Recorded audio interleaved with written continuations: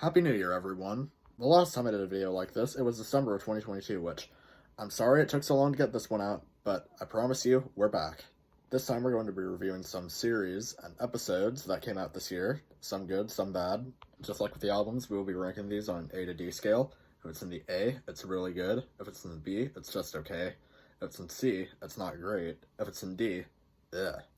Once again, this is only my opinion. Feel free to disagree, but that does not make it okay to harass or talk down against anything I will be talking about in this video. Starting us off, we have My Little Pony, Make Your Mark. Let me just say, this thing is a letdown. I don't want to waste my time talking about this because I already plan on talking about it in a separate video, and I don't want to waste your guys' time, but it's really a letdown compared to the movie. And the same exact thing can be said for the spin-off series, Tell Your Tale, which makes Pony Life look like a freaking masterpiece. Just like what I said in the last video with Panic at the Disco. How you can go from having a great movie introducing your main characters to this utter waste, I just don't know. But like I said, I don't want to talk too much about this because I want to save it for my upcoming video, where I break down the entire generation. Feeling a decent to strong C on this one. Moving on, we have Rainbow High, Season 3. I first dove into this franchise last year when I made a funny little video about how somebody made an anti-page for a certain character. Which, again, that was a joke. Some of y'all took it to heart. But it was really just me mocking the toxicity of certain people in fandoms when someone talks down against their favorite character. And I do agree somewhat. Some people are going to be brutally honest and not even realize it. It's like if I just told you guys, I like pineapple on pizza. That was a joke. Put the ukulele down. Anyways, moving on from all that, what this season essentially is one normal episode, and then the rest is just competition time. From the second episode onward, we are introduced to a music competition known as Rainbow Vision. Now, in Rainbow Vision, Rainbow High competes with another school to see who can make the better music in ample amount of time. Normally, Rainbow Vision is hosted at Rainbow High, but this year, there's a twist. Instead of it being hosted at Rainbow High, we're introduced to a new school known as Shadow High. Now, Shadow High is essentially Rainbow High's biggest rivals yet, doing everything in their power to show that they're the better school and to make sure they win. They first make their presence known by hacking into Sunny's computer and tampering with several students' creations. The funniest part is when Rainbow High holds a conference about it, and Shadow High essentially hacks with the speakers and makes Miss Wright, the headmaster, say a bunch of things that she didn't actually say. That's when it's on.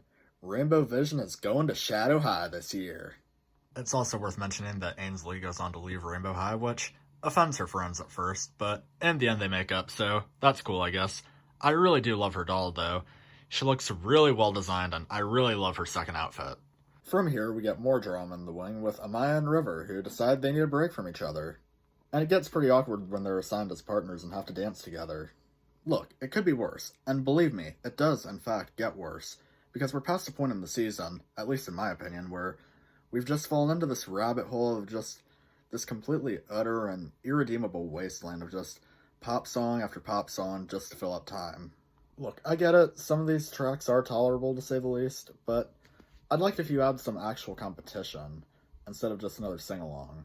But then the season mercifully ends with the Rainbow Divas taking home the title, and good for them, I guess. I mean, it's kind of good Rainbow High didn't win, just to make it more interesting. Yeah, that was cool. But then Avery, Aiden, and Ainsley make up, which I mentioned earlier. That was good too, I guess. Feeling a strong C to a light B on this one. Last but not least, we have the one the streets have been talking about for a while. The one, the only, Wednesday. This show is centered around Wednesday Addams from the Addams Family.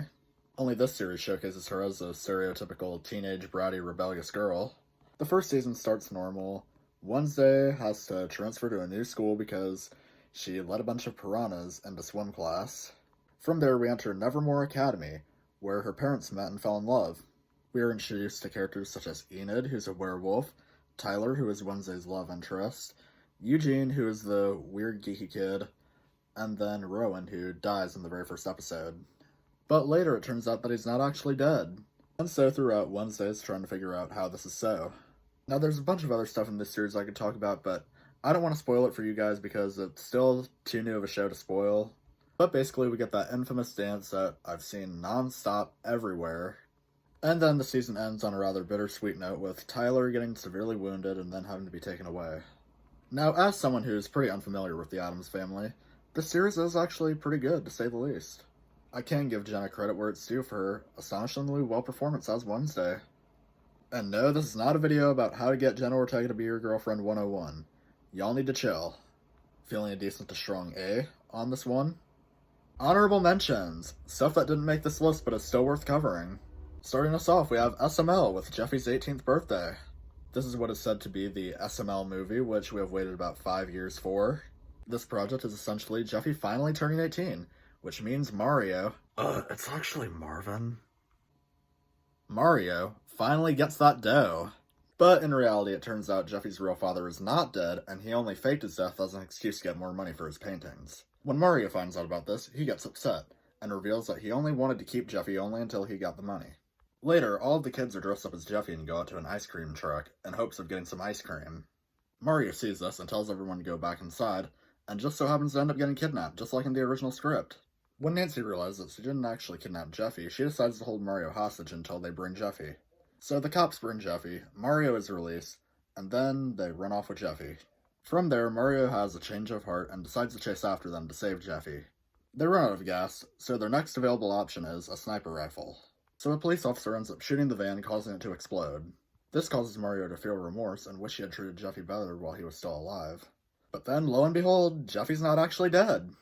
It turns out that he shot his mother and jumped out of the van before it got shot, as well as the clown.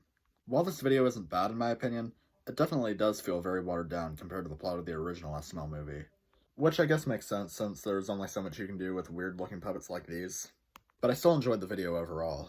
Lastly, we have one that not a lot of people know about. From the one, the only, Hardy Legend, the yard sale scam. This is the second collaboration between Hardy Legend and other YouTuber Mixflower. It worked last time, so why not do it again? Although this time it is a lot harder to stomach though, because Bendy and Nightmare Foxy are two different characters. They do not share the same entity whatsoever. Nightmare Foxy is a gangster who actually has a purpose. If you mess with him, bop! And Bendy is just the mischievous one who just likes to goof around and have a fun time. Yeah, no reason to watch that video ever. And that just about covers everything I wanted to talk about. Have you given any of these things a watch? Did you love them? Did you hate them? What would you rate them? You're the best, you're the best. Stay tuned, maybe I'll do movies next. I don't know, but expect a lot of great content this year. And with that being said, Mixflower, shows and episodes, forever.